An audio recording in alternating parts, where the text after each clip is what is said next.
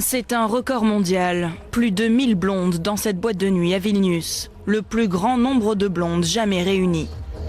Mais il ne s'agit pas seulement de faire la fête. Cet endroit est le dernier projet de l'entreprise lituanienne Olala.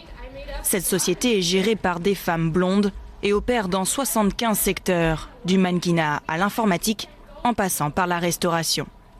The biggest companies, and we can offer them a business plan. Et les femmes blondes ne se cantonnent pas aux coulisses.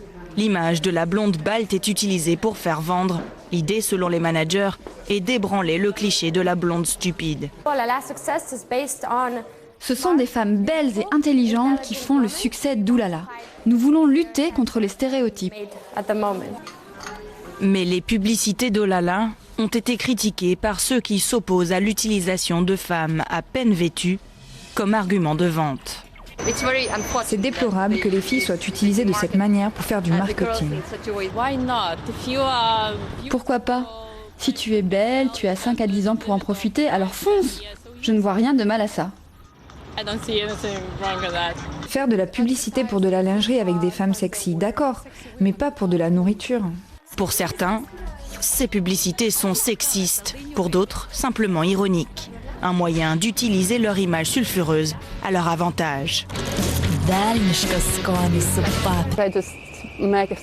Elles transforment un stéréotype en argent, ce qui indique que le stéréotype est probablement faux. Elles ne sont pas stupides. Elles ont trouvé un moyen de faire des affaires en dehors des pays baltes en vendant l'image de la femme balte, blonde et sexy. Ça me semble plutôt malin.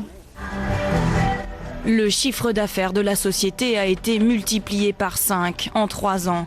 Cette année, il pourrait atteindre les 10 millions de dollars.